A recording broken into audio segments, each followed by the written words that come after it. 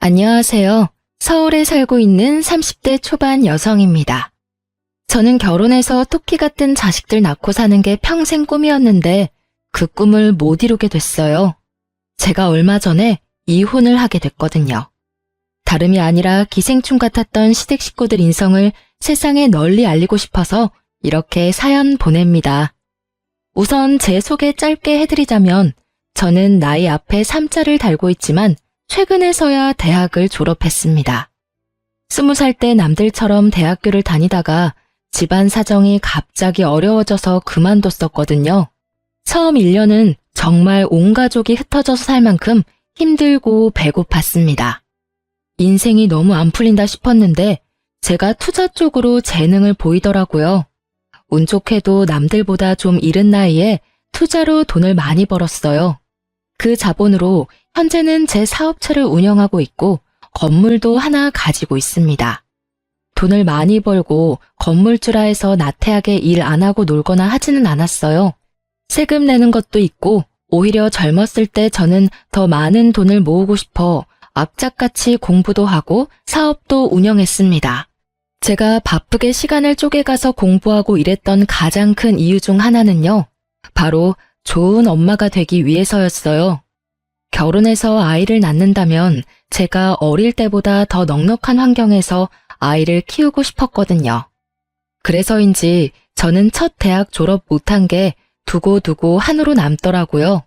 그건 제 컴플렉스 같은 거였어요. 나중에 제 아이에게는 비슷한 상황 겪게 하고 싶지는 않아서 더 열심히 살았네요. 저는 늦은 나이지만 사업이 자리 잡히고 여유로워지자마자 대학에 입학했습니다. 일하면서 늦가기 대학생으로 대학 다니는 거 쉬운 일 아니었지만 잠까지 줄이며 다녔어요. 워낙 욕심이 많아서 모든 걸 성공하고 싶었습니다. 일도 공부도 결혼도 노력만 하면 다 성공하는 건 줄 알았어요. 하지만 아니더군요.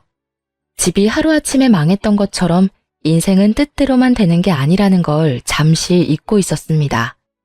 저는 대학 졸업장은 얻었어도 결혼은 결국 실패했습니다.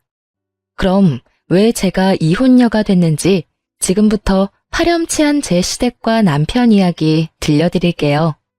남편이랑 결혼을 결정했을 때 저는 4학년이라 졸업을 1년 앞두고 있었어요. 남편은 평범한 회사원이었고 맞선을 보다가 만났어요. 결혼을 하고 싶은 제가 선자리를 열심히 나가고 있었던 때였죠. 처음에 남편을 소개받았을 때는 엄청 끌린다거나 마음에 들지는 않았어요. 그런데 제가 다른 사람들이랑 조금은 다른 순서로 인생을 살고 있어서 그런지 남편은 처음부터 제게 호기심을 가졌어요. 그의 호기심은 진한 호감이 되어 어느 순간부터 저를 쫓아다녔습니다. 그의 구애도 저도 마음이 싹 트더라고요. 저는 남편 정도면 평범해서 결혼하기에 괜찮겠다 생각했습니다. 제가 워낙 파란만장하게 살아서인지 평범함이 얼마나 어려운 건지 잘 알거든요. 그를 낮춰본 게 아니라 평범해서 오히려 귀하다고 생각했어요. 그땐 남편이 제가 건물주라는 걸 몰랐어요. 제가 혼자 자수성가한 건 알아도 모든 재산을 오픈하지 않았거든요.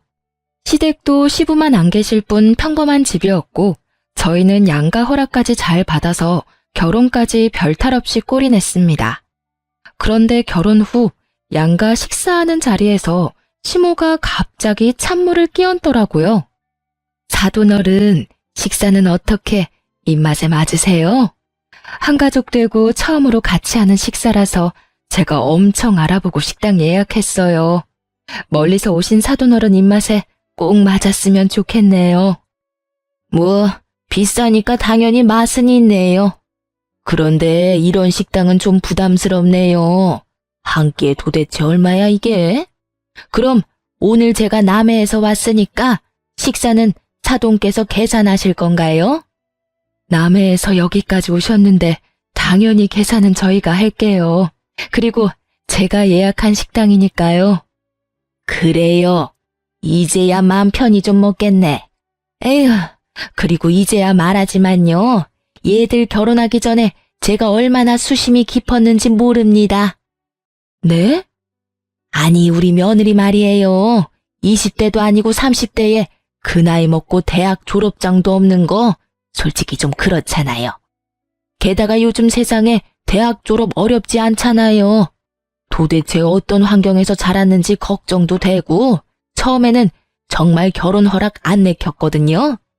그나마 곧 졸업 앞두고 있다 해서 겨우이 결혼 허락했습니다. 그러니까 세기 넌 나한테 잘해야 한다.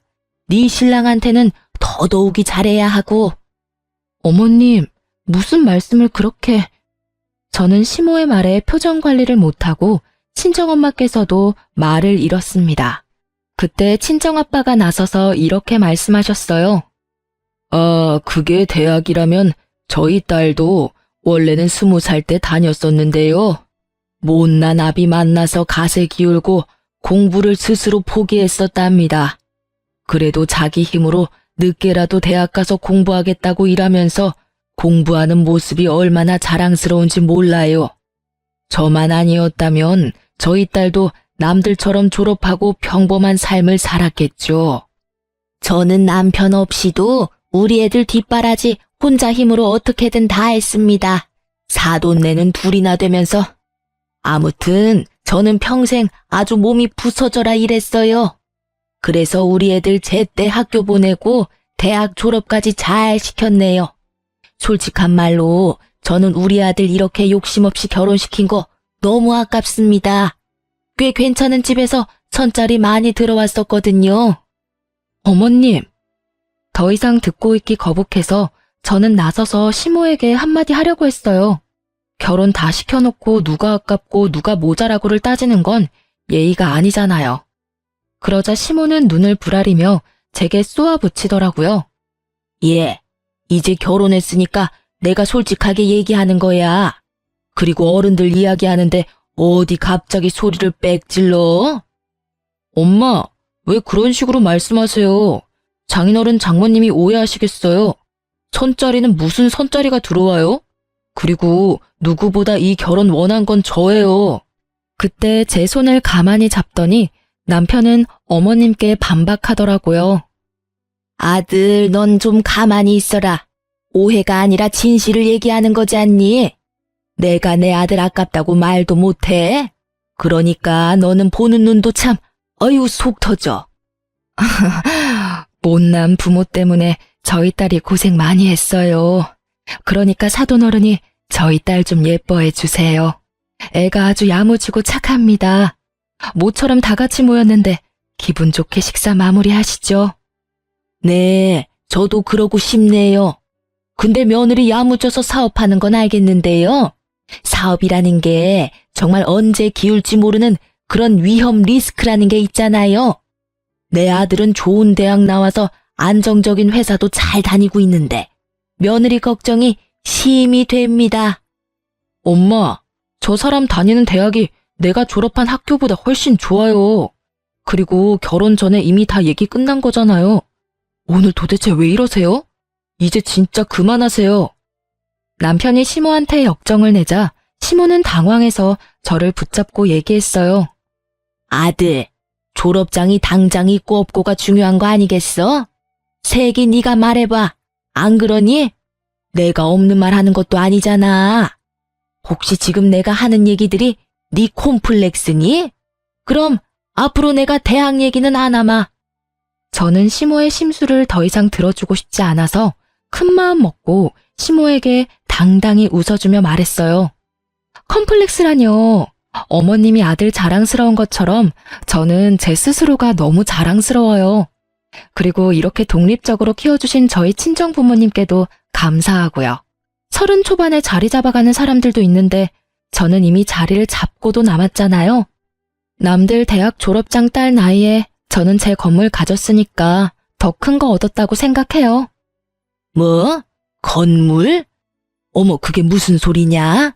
너 설마 건물주냐? 아, 제가 말씀 안 드렸었나 봐요.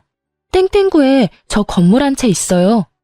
솔직히 건물주에 사업까지 하는데 굳이 대학 졸업장까지 뭐가 필요하겠어요. 그런데 제가 워낙 욕심이 많아서요. 공부도 좀 더 하고 싶더라고요. 그래서 일하면서 학교 다닌 거예요. 저는 친정 부모님이 제게 미안해서 기가 죽은 모습이 너무 보기 싫었고, 딸 잘 컸으니까 당당하게 어깨 펴시라고 시모에게 건물주라 시원하게 밝혔습니다. 그러자 시모는 갑자기 말도 안 되게 전과 달리 상냥하게 바뀌더군요. 시모는 제가 건물주라는 말 한마디에 저한테는 물론 저희 친정 부모님께도 스스로가 을인 것처럼 행동했어요. 그날 밥값도 저희 부부와 친정 부모님의 만류에도 기분 좋아진 시모가 전부 냈어요. 어머, 내가 건물주 며느리를 못 알아보고 신장 얘기하지 그랬어. 어쩐지 눈빛이며 자태며 다르다 했어. 사돈어른, 날 야무지게 잘 키우셨네요. 아들, 넌 알고 있었어? 아이고, 너 결혼 정말 잘했다. 몰랐죠. 자기야, 역시 내 마누라 정말 대단하다. 내가 존경하는 거 알지? 난 처음부터 알았어. 자기가 보통 사람 아니란 걸. 시모의 태세 전환에 저는 많이 씁쓸했지만 역시 돈이 최고라 생각했습니다. 남편 역시 시모를 원망 섞인 눈빛으로 바라보다 제가 건물주라는 걸 밝히니 엄청 놀랐어요. 그리고 굉장히 기뻐하는 눈치였습니다. 친정 부모님은 빈정상할 법도 하신데 기분 나쁜 티도 안 내고 끝까지 식사 자리에서 젠틀함을 유지해 주셨어요. 그래서 저는 딸로서 너무 감사했답니다. 그리고 시모한테 한 방 날려준 것 같아서 저는 속이 엄청 시원했습니다. 저희 부모님은 어차피 남해에 사는 시댁과는 자주 볼 일 없지 않냐고 이지라 하셨어요. 결혼 초반부터 마음에 담아두면 두고두고 저만 힘들다고요. 하지만 그날 시모의 무례한 말과 행동은 계속해서 다시 곱씹게 되더라고요. 여보, 아무래도 말야, 어머님 나 미워하시는 거 맞지? 아니야, 그런 거 아니야. 그랬으면 우리 엄마 밥값도 안 냈을걸? 아마 본인도 미안하셔서 계산하신 걸 거야. 그러니까 여보, 오늘 일 너무 마음에 담아두지 마. 내가 엄마 대신 진짜 미안해. 남편은 무릎 꿇듯이 주저앉아 제게 엄청 사과를 했습니다. 시모가 갑자기 왜 심술을 부린 건지 본인도 모르겠다면서요. 그리고 저희 부모님이랑 똑같은 말을 했어요. 명절 아니고서야 시모랑 자주 마주칠 일은 없을 테니까 제게 걱정 말라고 했죠. 여보, 내가 다 사과할게. 근데 앞으로는 명절 아니고서야 엄마랑 자주 마주칠 일 없을 거야. 그러니까 한 번만 용서해주라. 엄마가 워낙 힘들게 나랑 내 동생 키웠다 보니까 사람들 앞에서는 엄마도 모르게 내 자랑을 심하게 하셔. 나 뭐 그렇게 잘난 것도 아닌데 말이야. 진짜 웃기지? 잘난 거 쥐뿔도 없는 아들이지만 엄마한테는 엄청 자랑스러운 아들인가 봐. 당신 울어? 아, 갑자기 왜 울어? 지금 과거를 돌이켜보니 제 남편은 위기를 항상 동정심 유발로 넘어갔던 것 같네요. 그날도 저는 갑자기 남편이 보인 눈물에 엄청 당황했습니다. 아마 그 눈물도 진심이 아니었겠죠.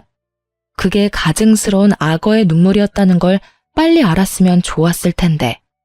저는 또 멍청하게 시모에 대해서 더 묻지 않고 남편을 보듬었습니다. 이혼 직전에 저는 마지막 학년이라 곧 학교도 졸업이고 아이를 슬슬 갖고 싶었어요.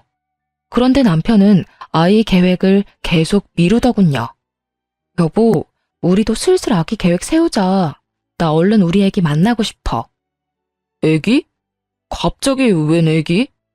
갑자기가 아니라 우리 나이도 있고 지금부터 준비해도 늦어. 에이, 뭐가 늦어. 난 아직은 안 가지고 싶은데. 왜? 아직은 난 아빠가 될 준비가 안 된 것 같아. 그리고 우리가 결혼한 지 얼마나 됐다고 벌써 애기 가지기 싫어. 신혼 좀 즐기자. 당신 결혼 전에는 내가 애 낳고 싶을 때 낳자며.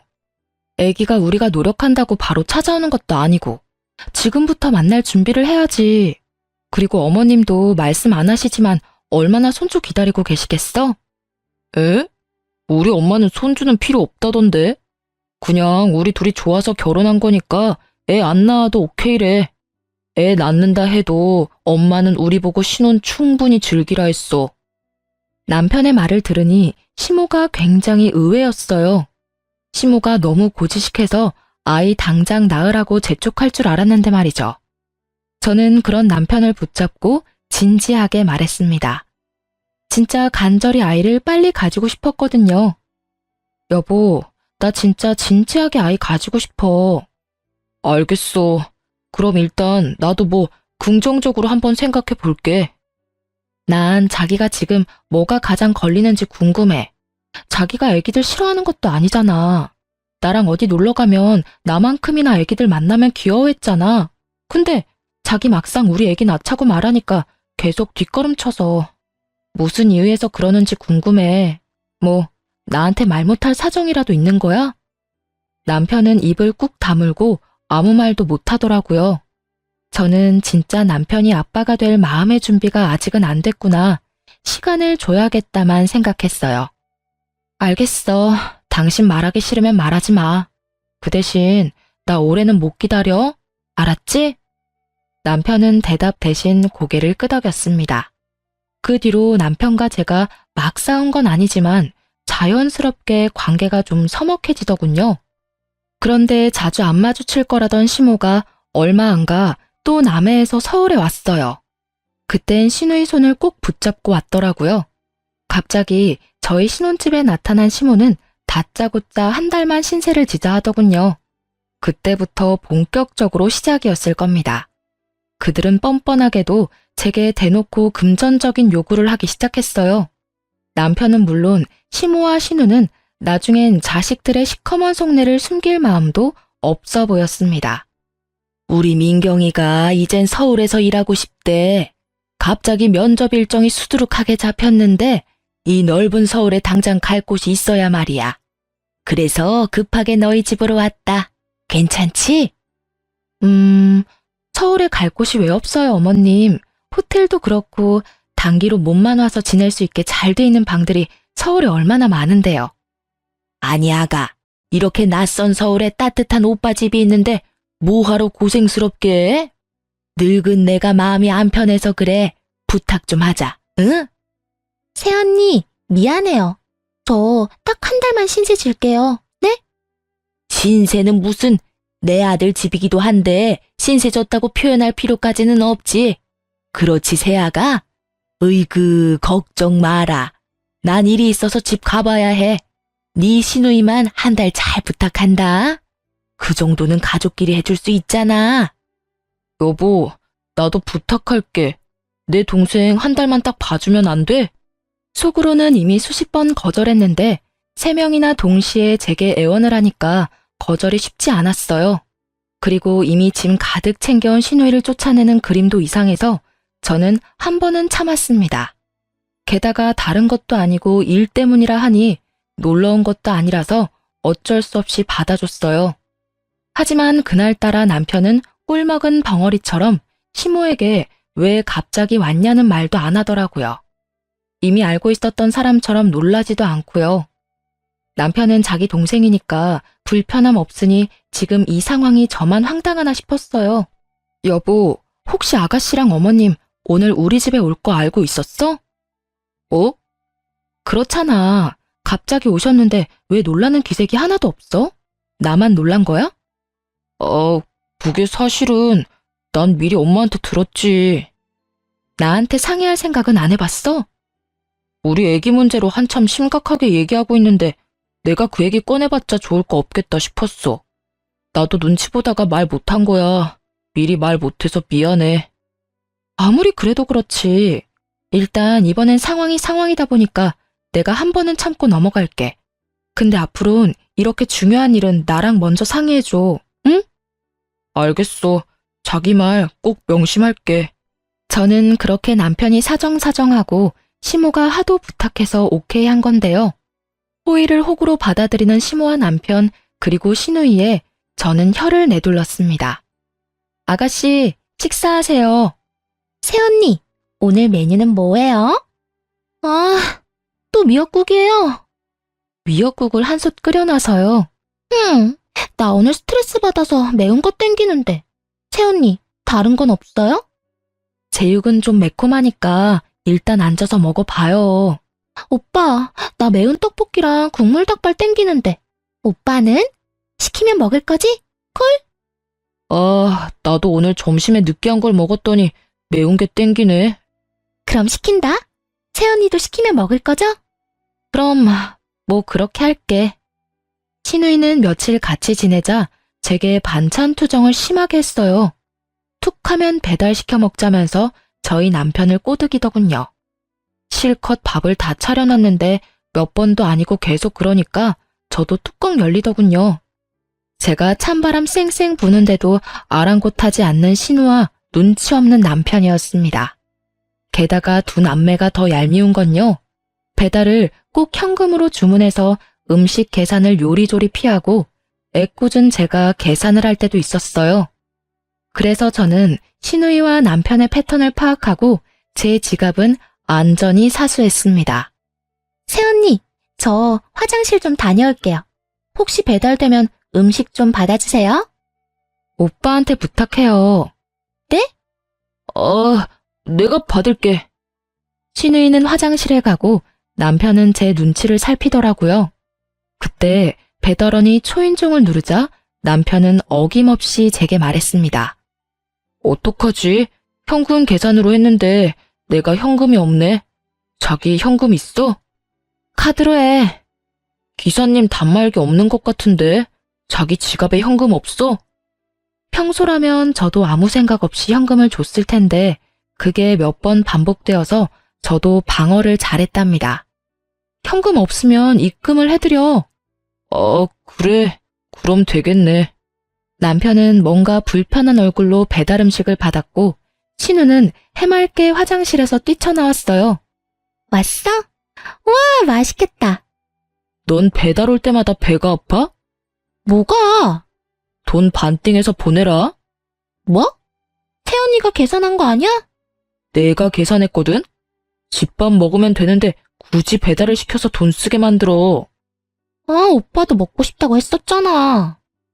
신우한테 괜히 화풀이하는 남편을 보고 속으로 좀 웃겼어요. 그동안 제 돈은 써도 아무렇지 않던 사람이 자기 돈 나가니 신우한테 성질을 내더라고요. 저는 그런 남편과 신우가 너무 괘씸해서 그다음부터는 아예 식사도 안 챙겼습니다. 새언니, 오늘 메뉴는 뭐예요? 김치볶음밥 간단하게 했어요. 우와, 맛있겠다. 냄새 엄청 좋아요. 네.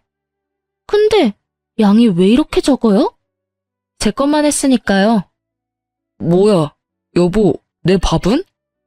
아, 당신이랑 아가씨는 요새 저녁마다 배달 음식 먹길래 나 먹을 것만 했어. 새언니, 매일 물어보다가 오늘은 물어보지도 않고 나도 오늘은 집밥 땡겼거든요. 어이, 진짜야? 어쩔 수 없지. 대충 있는 걸로라도 먹을게. 내가 차려 먹으라고? 난 김치볶음밥 먹어야 하는데. 알았어, 먹어. 근데 김치볶음밥 1인분보다 많아 보이는데.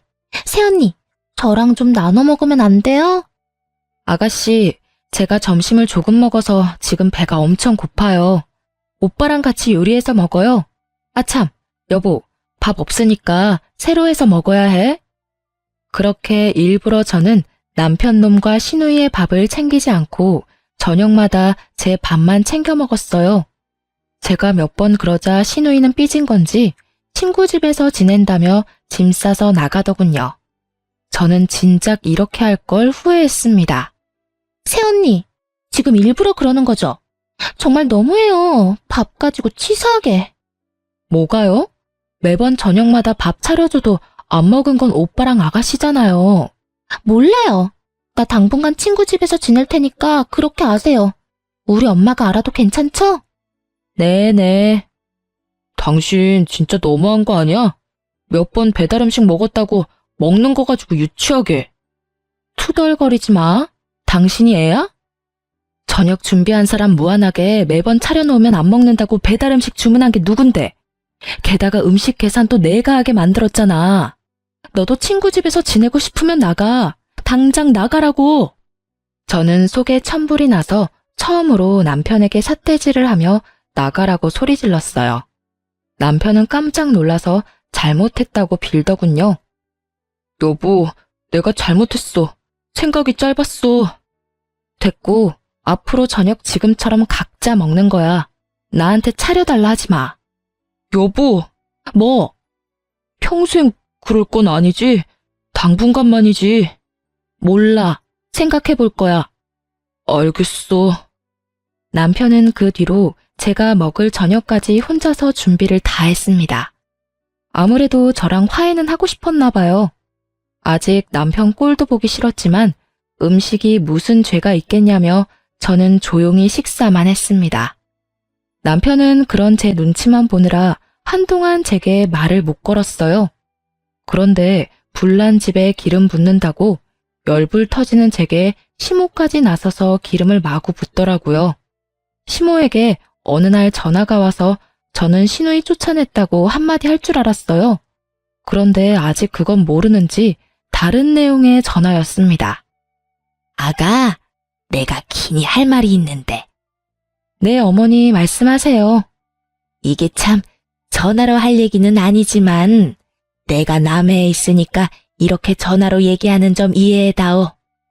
너희 시누이 말이다. 생활비가 많이 부족한가 봐. 아가, 네가 내 딸 생활비 좀 챙겨줄래? 네? 서울 물가가 너무 무섭구나. 내가 챙겨준다고 챙겨줬는데 글쎄 돈이 턱없이 부족한가 봐. 더도 말고 딱 1년만 도와다오. 걔가 서울에서 자리 잡을 때까지만이야. 응? 너 주머니 넉넉한데 이럴 때 시댁도 돕고 하면 좋잖니? 싫어요, 어머님. 제가 아가씨한테 집도 제공했는데 생활비까지 대주라고요? 그리고 아가씨가 배달 음식 엄청 좋아해요. 매 끼니 배달 주문하니까 당연히 생활비가 모자라죠. 뭐? 싫다고? 네. 너 아무리 네가 돈 많아도 그렇지 어떻게 그렇게 딱 잘라서 냉정하게 이 시애미한테 거절을 하냐? 너 친정 동생이었어도 네가 그렇게 했을까? 시댁 식구는 식구도 아니냐? 아니요. 저는 친정 동생이었으면 더 심하게 거절하고 아가씨 혼냈을 거예요. 부모 도움 없이 언니 도움 없이 네 앞가림 네가 알아서 하라고요. 말 다 했냐? 어머님, 저 일하는 중이라서 일단 전화 먼저 끊을게요. 돈이 진짜 필요하면 남편한테 물어보세요. 그렇게 저는 억지 부리는 시모의 전화를 끊어버렸습니다. 일이 끝나고 집에 돌아가자 남편이 엄청 노려보더군요. 나랑 내 동생한테는 그럴 수 있지만 엄마한테까지 너무한 거 아니야? 내가 뭘? 엄마 말씀하시는데 그냥 끊어버렸다며. 이미 얘기 다 끝났는데 어머님은 계속 똑같은 말씀하시고 난 미팅 가야 하니까 끊었지. 친정 부모님이었어도 그랬을까? 아, 자기랑 어머님 진짜 웃긴다. 왜 계속 친정이랑 시댁을 비교해? 생활비 보태주는 거 당신한테는 전혀 어렵지 않은 일이잖아. 근데 생각도 안 해보고 자르냔 말이야. 입장 바꿔서 생각해봐. 그 말 입 밖으로 꺼내기까지 우리 엄마가 얼마나 고민하셨겠어? 어른 무한하게 정말. 그렇게 애틋하면 생활비 당신이 챙겨주면 되겠네. 왜 나한테 난리야? 아, 그러지 말고 당신이 좀 도와주라. 아, 내가 차용증 쓰고 빌려줄 수는 있어. 근데 조건 없이 보태주지는 못하겠다. 뭐? 차용증? 당신 말 다 했어? 제가 돈 문제에 선을 단호하게 긋자 남편은 제게 너무 서운하다고 울었어요. 내가 아가씨 뭘 믿고 돈을 빌려주겠어. 아가씨 지금 일을 구하긴 했대? 당신 정말 사람 서운하게 한다. 당신 울어? 지금 이 상황에 눈물이 나와? 당신 말야, 모든 걸 눈물로 해결하려 하지 마. 왜 자기 다 큰 동생 용돈을 나한테 달라고 해? 나 시댁 뒷바라지 하려고 결혼한 거 아니고 우리 둘 부부로 새로운 삶 꾸리고 싶어서 결혼한 거야. 근데 왜 자꾸 나 결혼한 거 후회하게 만드니? 제발 이러지 말자. 나야말로 당신이랑 결혼한 거 제발 후회하게 만들지 말아줘. 당신 돈 많아서 내가 얼마나 안심했는데. 건물도 있고 사업도 잘 되는데, 아니, 이런 것 좀 쉽게 도와줄 수 있는 거 아니야? 나는 시댁 위해서가 아니라 내 애 낳아서 잘 키우려고 열심히 일하는 거야. 나 시댁이랑 당신 전용 ATM기 아니라고. 돈 달라는 말이 당신이랑 어머님한테는 뭐가 그렇게 쉽니? 우리 엄마 아버지도 나한테 용돈 안 받으셔. 그리고 당신도 멀쩡이라고 있잖아. 왜 당신이 동생 생활비 보태줄 생각 안 해? 제가 절대 돈 줄 수 없다고 단호하게 못 박자 남편은 갑자기 무릎을 꿇더라고요. 그러지 말고 딱 1년만 도와줘. 여보, 제발 부탁이야. 나 사실 백수야. 내가 도울 수 있으면 진작 도왔지. 뭐, 당신이 백수라니 그게 무슨 말이야? 남편은 평소에 일이 힘들다며 회사 그만두고 싶다는 말을 달고 살긴 했어요. 하지만 그렇게 저와 상의도 없이 일을 덜컥 그만둘 줄 몰랐습니다. 그동안 매일 출근하는 척 어디로 가서 시간을 보낸 건지 알고 싶지도 않았고 저는 너무 화가 났어요. 당신 언제 회사 그만뒀어? 몇 달 됐어. 도대체 무슨 생각으로, 아니 뭘 믿고 이렇게 대책 없이 회사 관둔 거야? 당신 사업도 하고 있고 건물도 월세 매달 받으니까 우리 당장 굶을 일은 없잖아. 그래서 당신 믿고 그만뒀지. 회사 다니는데 매일 쳇바퀴 돌아가듯 똑같은 일상에 너무 지치더라. 안 그래도 스트레스 쌓였는데 부장이 그날따라 나 붙잡고 한마디 하는 거야. 그래서 홧김에 충동적으로 사직서 냈어. 남편은 제 재산만 믿고 겁없이 그동안 근속하던 회사를 그만둔 거였어요. 당신 그동안 나 열심히 산 거 알잖아. 이제 나도 돈 많은 마누라 덕 좀 보자. 그리고 당신이 너무 시댁이랑 친정 구분하지 말았으면 해.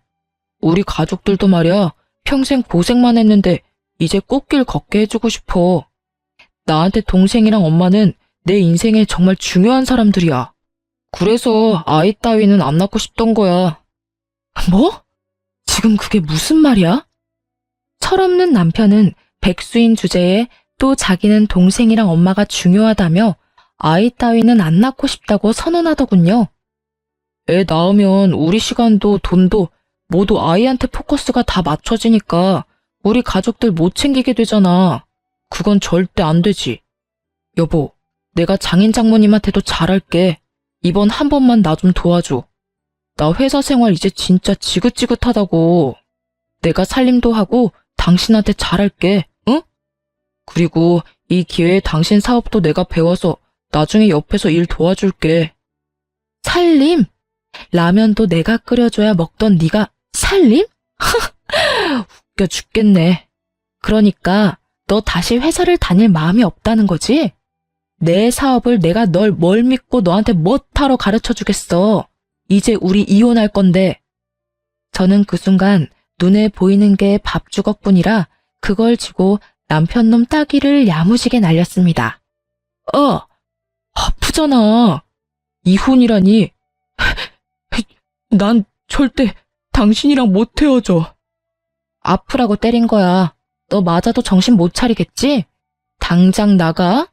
못 헤어지긴 개뿔. 내가 비싼 변호사들 써서라도 너 같은 놈이랑 징글징글한 시댁이랑 전부 인연 끊을 거니까 걱정하지 마. 꼴도 보기 싫으니까 나가라고. 저는 남편 놈을 쫓아내자마자 고민할 것도 없이 이삿짐 센터에 전화를 돌렸습니다. 여기저기 전화해서 당장 빠르게 남편 놈 짐을 옮길 수 있는 곳을 찾아냈어요. 백수 남편 놈과 시누이 남아있던 짐들 모조리 싸서 남의 시댁으로 보내버렸습니다. 돈은 좀 많이 들었지만 돈을 쓴 만큼 제 속은 많이 후련하더군요. 저는 사업을 하다 보니 배포도 크고 한 번 아니면 바로 결정하는 편입니다. 쫓아낸 남편한테는 바로 이혼 사유를 전달하며 변호사 만났다고 통보했습니다. 그 뒤로는 변호사 통해 연락하라고 했어요. 그제서야 남편은 아차 싶은지 집에 찾아와 아주 빌빌기면서 사과하더군요. 제 돈 믿고 배째라시기던 그 동태 눈깔은 깜짝 놀랐는지 그제야 정상으로 돌아온 듯 했어요. 여보, 내가 진짜 잘못했어. 다시는 자기 돈 탐 안 낼게. 그러니까 이혼은 제발 한 번만 다시 생각해주라. 나 회사도 다시 다닐게. 그럼 당연히 회사 다녀야지. 백수의 이혼남을 누가 좋아하겠어? 새 출발하려면 열심히 살아. 나 시간 허비하는 거 딱 질색인 거 알지? 우리 깔끔하게 이혼하자. 앞으로는 이렇게 힘들게 찾아오지 말고 변호사랑 전화로 얘기해. 알았지? 여보, 여보라고 부르지도 마. 그럼 내 짐이라도 좀 줘. 몇 개 남겨두길 잘했네. 이렇게 찾아올 것 같아서 네 캐리어는 남겨뒀어. 잠시만, 캐리어 달랑 하나가 끝이야? 내 나머지 짐은? 당신 짐?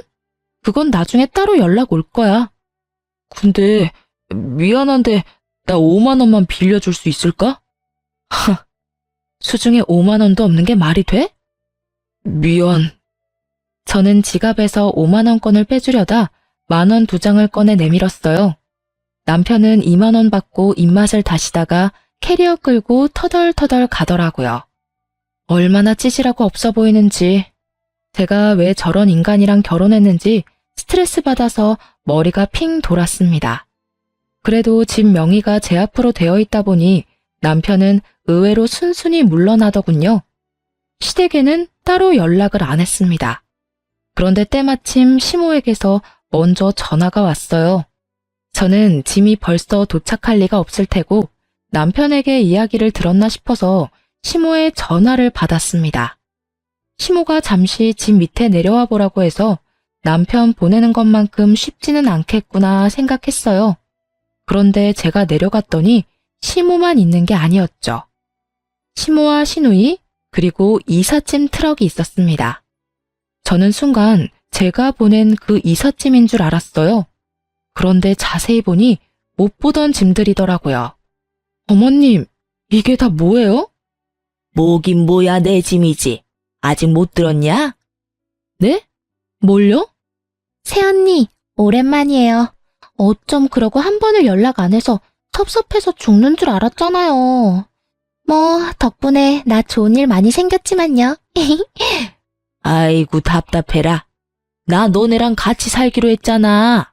아직 내 아들한테 못 들었니?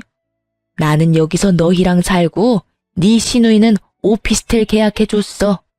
정말 큰 마음 먹고 내가 남의 집 팔아서 서울까지 올라온 거야. 서울 집값이 비싸도 너무 비싸지 않니? 뭐 투룸이나 되면 내가 얘랑 살겠는데 그 돈으로는 택도 없이 부족해서 그냥 얘 결혼 전까지 쓰라고 오피스텔 원룸 하나 계약해줬어. 난 뭐 이제 너네랑 같이 살면 되니까. 넌 복 받은 거야. 이제 오늘부터 시애미가 해주는 밥상 얻어먹을 수 있잖아. 일단 나중에 회포는 풀고 지금은 이삿짐 트럭 기다리니까 얼른 들어가자. 아니 시모는 시누이 월세도 아니고 매매로 서울의 오피스텔 코딱지만한 원룸 3억짜리를 덜컥 계약했다고 합니다. 그 엄마의 그 아들이라고 남편의 무모함은 시모랑 닮은 거였나 봐요. 시누이는 들어보니까 제대로 된 회사에 취직한 것도 아니고요. 정규직도 아닌데다 서울에서 겨우 알바하면서 자기 엄마 꼬드겨 오피스텔을 계약한 거였어요. 정신없어. 우리 빨리 끝내고 가전제품 보러 가요. 새언니, 오피스텔에 세탁기랑 냉장고는 있어요. 근데 침대는 새로 사야 할 것 같은데. 서울 온 기념으로 새언니가 해줄 거죠? 남편뿐만 아니라 어머님 아가씨도 어쩜 온 가족이 김칫국 마시는데 일가견이 있나 보네요. 잠시만요. 죄송하지만 다들 돌아가 주세요. 제가 진입하려는 이삿짐 트럭을 막자 시모와 시누이는 어리둥절해했죠. 저는 남해에 있는 시댁집 팔아서 홀라당 시누이한테 투자하고 본인은 아들네 부부랑 같이 살겠다는 시모에게 아주 단단히 일러줬습니다. 당신 아들이랑 이제 이혼하겠다고요? 어머님이야말로 못 들으셨어요? 저희 이혼하기로 했어요. 신혼집은 제 지분이 커서 제가 쓰고 있고요. 그러니까 돌아가 주세요. 뭐? 이혼이라니? 그게 무슨 말도 안 되는... 미리미리 연락하시면 좋잖아요. 어쩌시려고 이렇게 무모하세요? 이혼은 무슨, 내 허락 없이 절대 안 돼. 어머님 허락이 왜 필요해요? 결혼은 허락받았으면서 이혼은 허락 없이 하겠다? 정말 너 웃기구나. 어머님이 더 웃겨요. 어떻게 며느리랑 상의도 없이 얹혀 살 생각부터 하세요? 시끄럽다. 아니 당장 나보고 이 많은 짐을 들고 어디를 가란 말이야. 너 귀가 먹었냐? 나 남의 집은 팔았다니까. 내 아들 어딨냐? 내 아들 불러와. 어머님, 저 귀 안 먹었어요. 어머님이야말로 방금 못 들으셨어요? 저희 이혼한다고요. 어머님 아들 여기 없어요. 말도 없이 회사 관둬서 제가 쫓아냈습니다. 오피스텔 원룸 구했다면서요. 거기로 가시면 되겠네요. 그리고 아가씨 지금 나이가 몇 살인데 알바가 아니라 일을 구해요. 좁아터진 원룸 오피스텔에서 어머님이랑 오빠랑 셋이 어떻게 살려고요? 새언니, 그게 무슨 말이에요? 나 혼자 살 오피스텔이라고요. 절대 안 돼. 엄마 여기 눌러붙어. 이삿짐 센터는 곤란한 얼굴로 어떻게 하냐고 묻고 저는 나 몰라라 했어요. 정말 제 일이 아니니까요. 그러자 시모는 이혼은 무슨 이혼이냐며 끝까지 밀고 들어오려 했습니다. 이 몹쓸 거사, 책임져라. 내 인생 책임지란 말이다. 너만 믿고 내가 남의 집을 팔았어. 제가 어머님한테 집 팔라고 부추겼나요? 아가씨가 보나마나 그랬겠죠. 전 이제 남남인데 저보고 어쩌라고요. 알아서들 살 길 찾으세요. 어머님 딸 때문에 어머님이 직접 한 집을 왜 저한테 책임지래요? 집값이 3억이야. 난 네가 그 돈 내놓기 전까지 여기서 한 발자국도 못 움직여. 아, 이 집안은 툭 하면 나보고 돈 달라네. 남편이 잘 다니던 회사도 그만두고 애도 낳기 싫대서 왜 그러냐고 물었어요. 근데 자기는 어머님이랑 아가씨랑 잘 먹고 잘 살고 싶대요. 근데 제 돈으로 그러고 싶다 해서 이혼하자 했어요. 제가 잘못된 거예요? 저 이 집에 봉사나 기부 같은 거 하러 시집 온 거 아니에요. 시모는 개거품 물며 3억 내놓으라 하고 저는 시모에게 경찰에 신고하기 전에 소란 피우지 말고 돌아가라고 경고했어요. 그리고 콧김을 뿜으며 저를 노려보는 시누이를 비웃어줬습니다. 아가씨, 진짜 정신 똑바로 차리고 살아요. 무슨 생각으로 3억짜리 오피스텔을. 참나, 분수에 맞게 살아야지. 어디 욕심 부려서 엄마 전 재산을 건드려요? 난 새언니만 믿었죠. 새언니 돈 많잖아요. 누가 이혼할 줄 알았다? 저는 쉽게 물러날 것 같지 않는 두 사람 때문에 결국 경찰에 신고를 했습니다. 경찰이 오고 한 차례 더 소란스럽더니 시모와 시누이는 체념하고 돌아간 듯 했습니다. 땅을 치고 후회하던 시댁 식구들은 그 뒤로도 저희 집에 몇 번 찾아왔어요. 남편 놈이랑 연락이 닿았는지 셋이서 제발 한 번만 봐달라고 단체로 찾아오는데 정말 힘들었습니다. 저는 힘들고 짜증나도 절대 틈을 안 보여줬어요. 제가 받아주니까 자꾸 돈이라도 달라고 매달려서 접근금지 신청도 했어요. 귀책 사유는 분명하게 남편한테 있어서 저는 이혼하면서 위자료도 챙겼습니다. 제게 위자료도 줘야 하고 돈이 없으니 전 남편 놈은 울며 겨자 먹기로 그만둔 회사에 다시 애걸복걸하며 복직했다고 합니다. 그래도 그나마 회사에 자리가 남아있던 걸 다행이라 생각해야죠. 대신 전 남편은 연봉이 대폭 삭감됐다고 합니다. 저는 이혼이라도 해서 정신 차리게 된 걸 저에게 감사하라고 일침을 가했습니다.